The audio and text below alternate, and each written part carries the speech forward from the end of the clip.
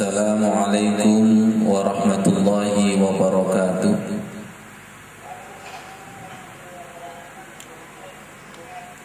A'udzu billahi minasyaitonir rajim. Bismillahirrahmanirrahim. Alhamdulillahi rabbil alamin. Subhanaka la ilma lana illa ma 'allamtana innaka antal alimul hakim.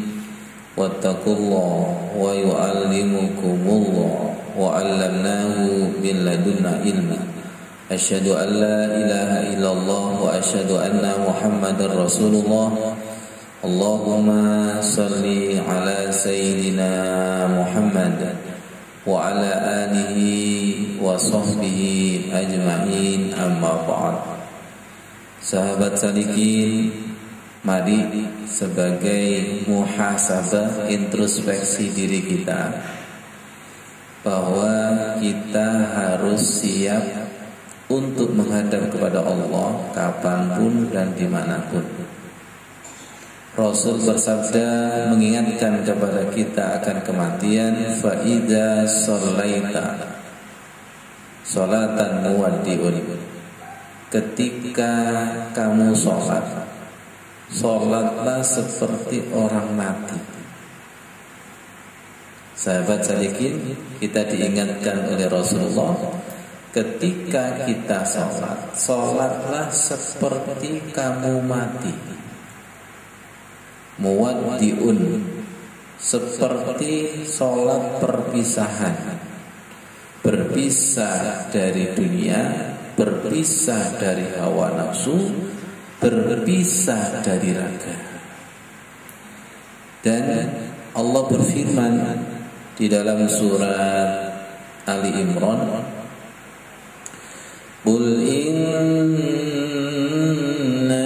hadani rabbi ila siratin mustaqim. Rasakan dinan qiyaman millata Ibrahim hanifa wa ma kana minal musyrikin. Qul inna salati wa nusuki wa mahyaya wa mamati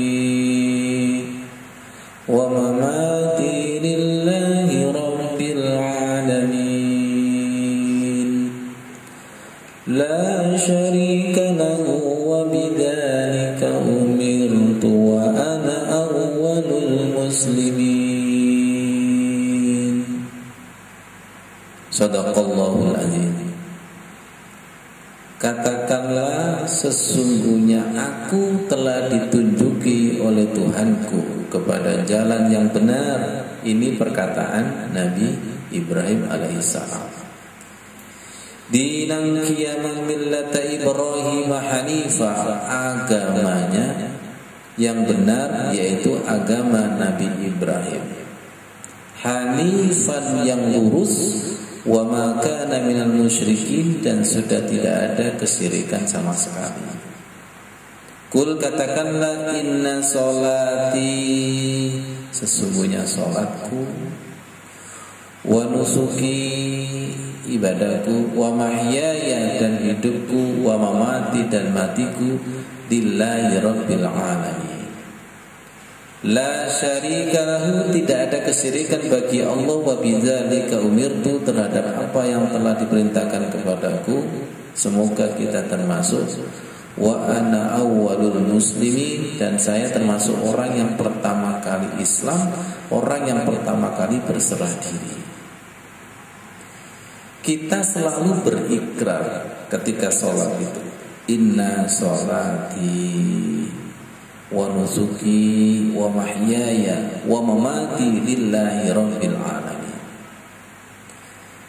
Sungguh sholatku, ibadahku, hidupku, matiku hanya untuk Allah. Saudara kita Bunima sudah dipanggil Allah, wa mamati lillah. Semoga diterima, semoga diterima. kita tidak akan bisa husnul khotimah kalau tidak bisa husnul khotimah di dalam sholat. Apa yang kami maksud husnul khotimah di dalam sholat? Bisa ketemu, bisa nyambung.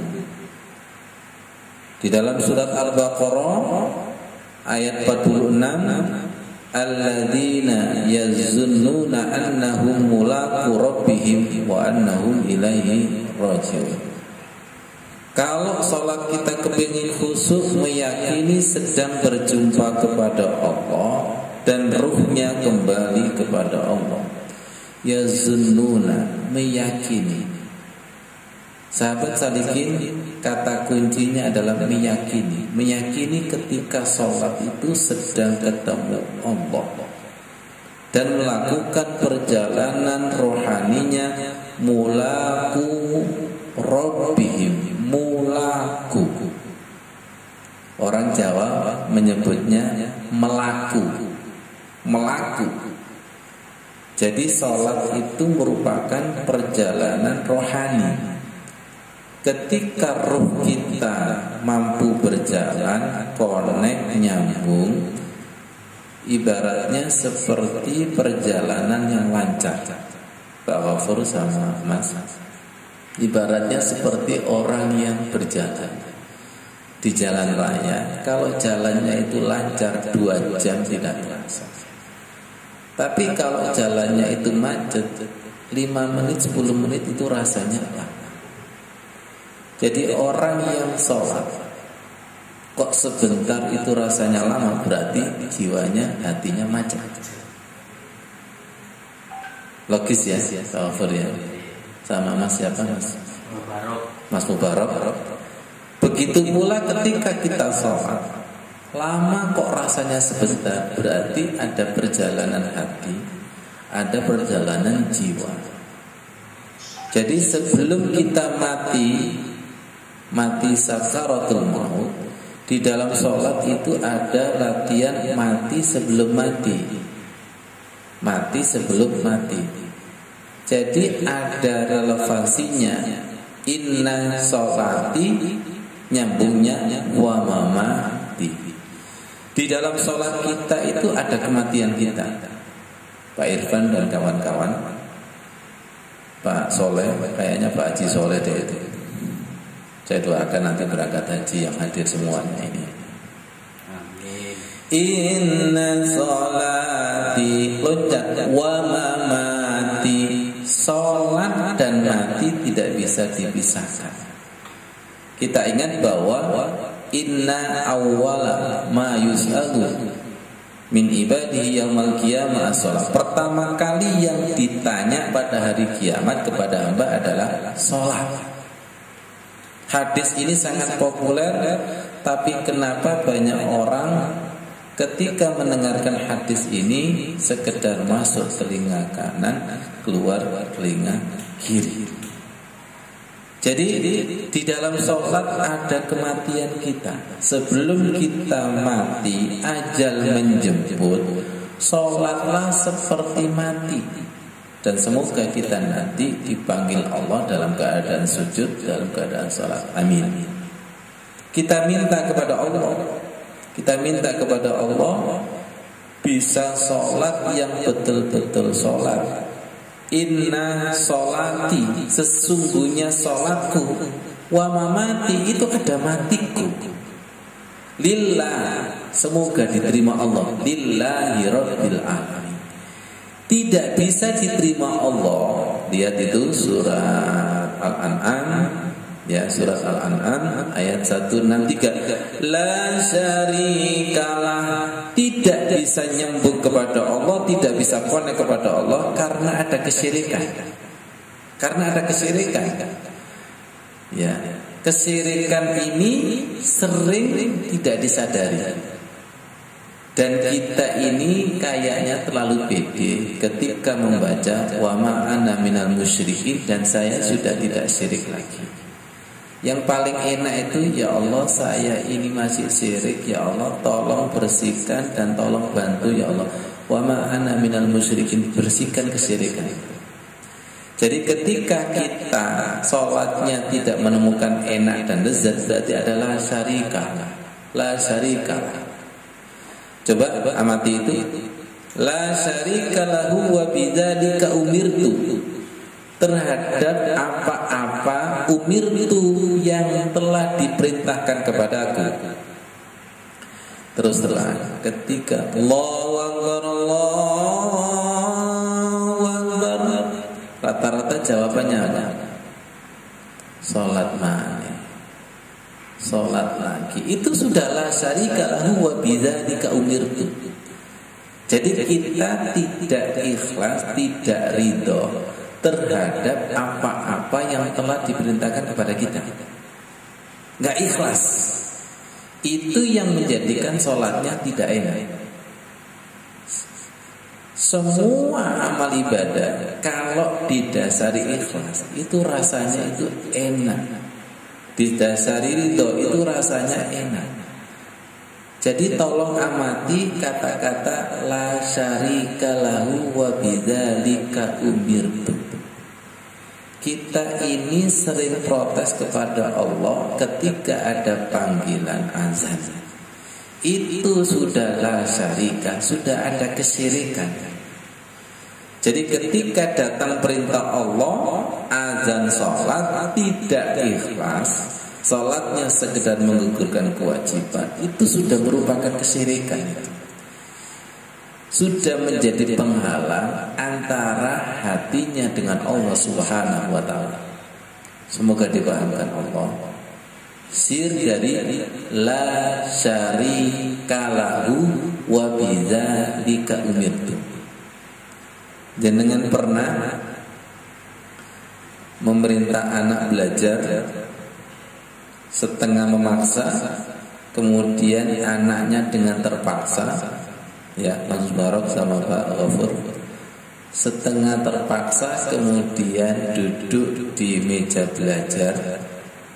Si anak ini membaca bukunya dengan keras, membaca bukunya dengan keras. Berhubung hatinya itu terpaksa, semua bacaan itu gak masuk, karena hatinya itu terpaksa. Terpaksa ini yang menjadikan ilmu yang ada di buku dibaca itu gak masuk. Orang yang sholatnya itu terpaksa, hatinya terpaksa, tertutup, maka bacaan mulai takbir sampai salam, doa-doa itu gak ada yang masuk. Semoga dipahamkan. Jadi kita harus mengamati la syarika lahu wa bidzalika umirtu. Bagaimana sikap kita, respon kita ketika datang perintah Allah. Ketika wa bidzalika umirtu, ketika ada perintah Allah, ada panggilan Allah, ketika dipanggil Allah datang dengan ikhlas, datang dengan ridho, maka semuanya itu menjadi enak. Tapi ketika datangnya itu terpaksa, tidak ikhlas, maka semuanya itu tidak enak. Kita terjebak kepada la syarika lahu wa bidzalika umirtu. Jadi kunci dan pintu khusus, kunci dan pintu lezatnya sholat itu ada pada raditu billahi robba wa bil islami dina. Ridho terhadap Allah sebagai Tuhan, ridho sebagai Rasulullah Nabi Muhammad sebagai utusan Allah Subhanahu wa ta'ala. Dan ketika sholat itu ridho. Kalau semuanya itu ridho, maka semua bacaan mulai awal sampai akhir itu akan menjadikan lezat. Ada lagi sahabat salikin, saya yakin jenengan semua sudah punya pengalaman bagaimana ketika anggota badan kita sakit.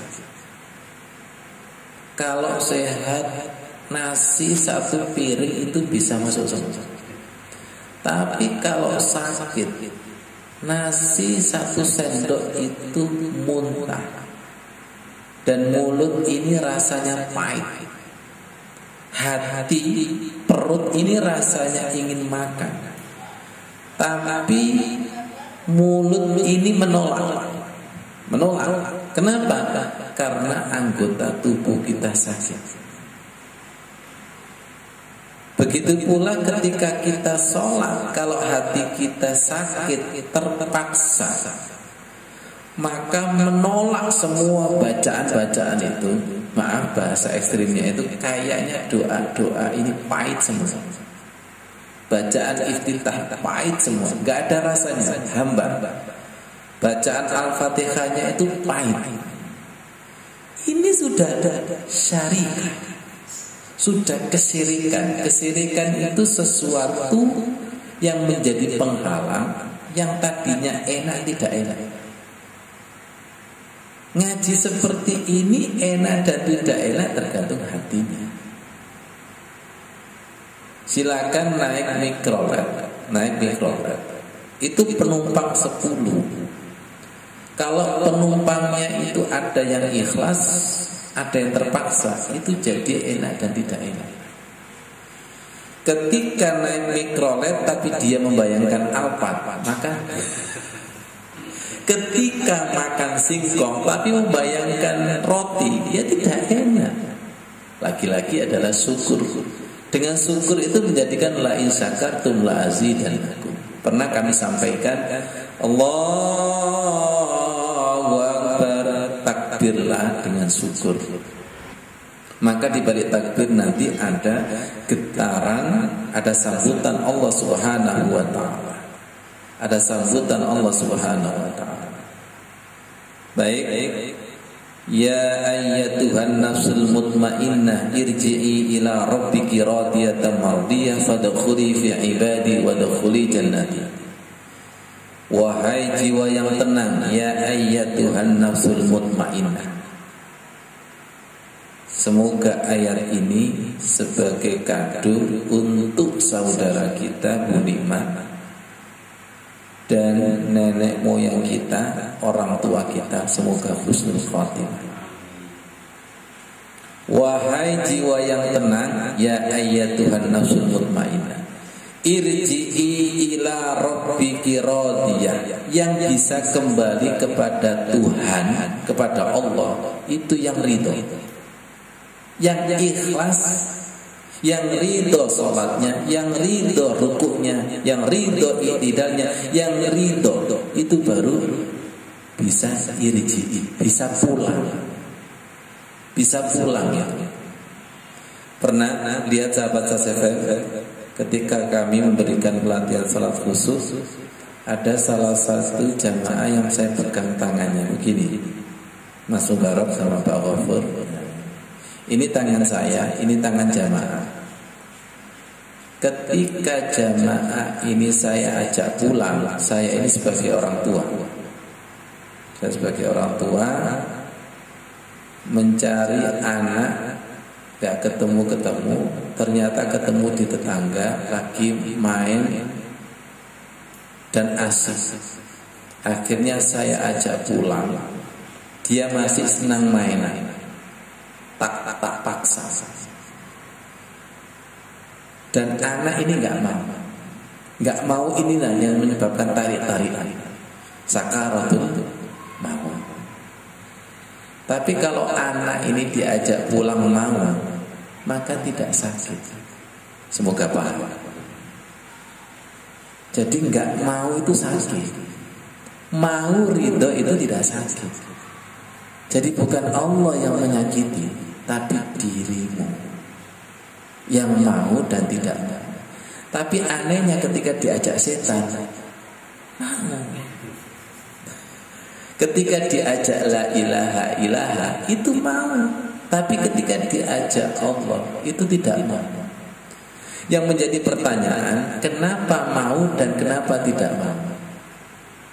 Kenapa ketika diajak Allah kok tidak mau? Ya karena hidupnya bersama dengan la ilaha, tidak kenal ilallah, Tuhan yang asli.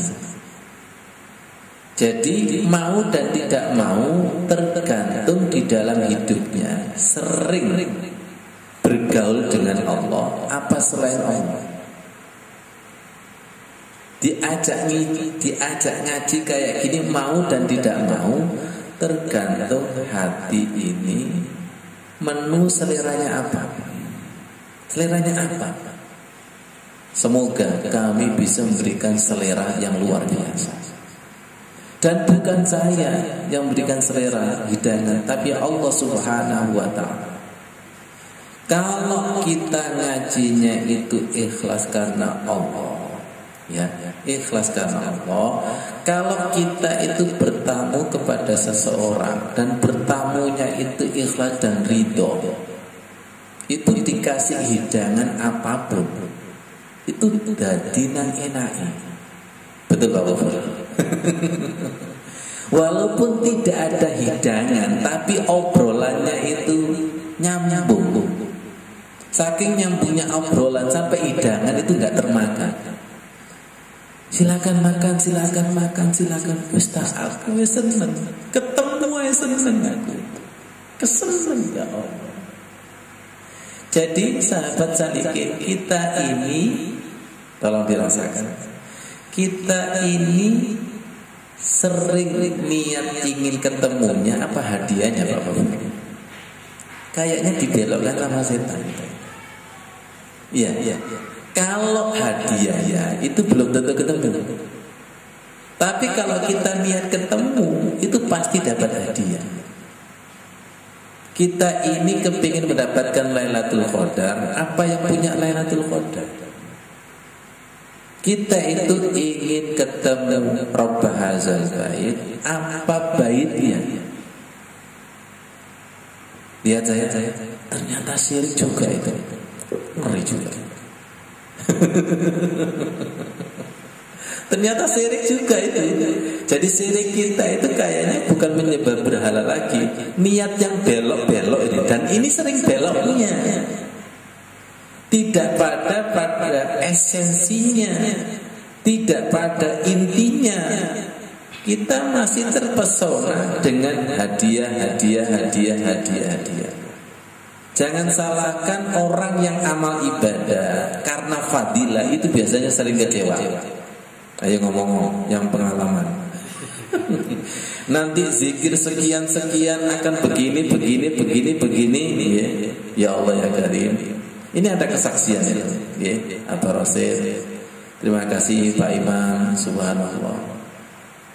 Orang kalau amal ibadahnya ya motifnya itu karena fadilah, bukan motifnya itu liyabluwakum ayyukum ahsanu amala, mempersembahkan amal ibadah yang terbaik, itu sering kecewa. Saya sudah zikir sekian tapi mana buktinya? Toko saya masih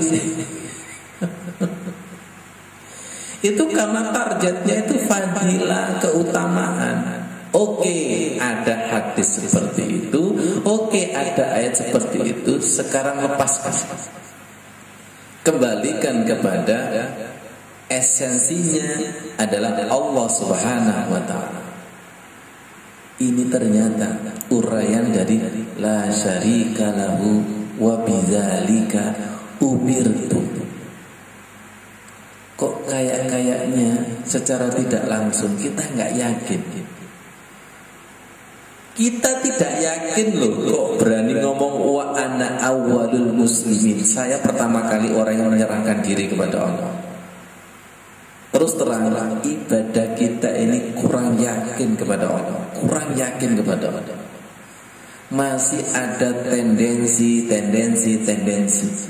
Jangan tendensi itu merupakan kesyirikan baru. Kayaknya itu Pak Gofur, kesyirikan kita itu anak pianak sudah. Makanya lihat ini atasnya itu. Andai kata Tuhanku tidak memberikan hidayah, nanti bisa dibuka itu di dalam surat Al-An'am. Nabi Ibrahim berkata, andai kata Tuhanku tidak memberikan hidayah, pasti saya ini akan menjadi orang-orang yang tersesat. Lihat atas itu ayat 161. Qul innani hadani rabbi ila siratim mustaqim. Sahabat salikin. Jadi jangan dikira orang yang sudah sholat, orang yang zikir, orang yang puasa itu sudah atas dasar hidayah. Jangan-jangan nafsu. Jangan-jangan nafsu. Semoga kita dipahamkan. Saya bukan ingin menggembosi jenengan amal, bukan, tapi meluruskan amal. Jangan-jangan nanti amalnya juga masih amal syirik. Jangan-jangan zikirnya juga zikir syirik. Masih banyak tendensi. Ya, masih banyak tendensi.